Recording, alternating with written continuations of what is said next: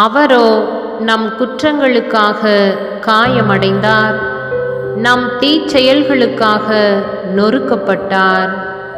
நமக்கு நிறை வாழ்வை அளிக்க அவர் தண்டிக்கப்பட்டார். அவர் தம் காயங்களால் நாம் குணமடைகின்றோம். இறைவாக்கினர் எசாயா புத்தகம் 53வது அதிகாரம் 5வது இறைத்திருவசனம்.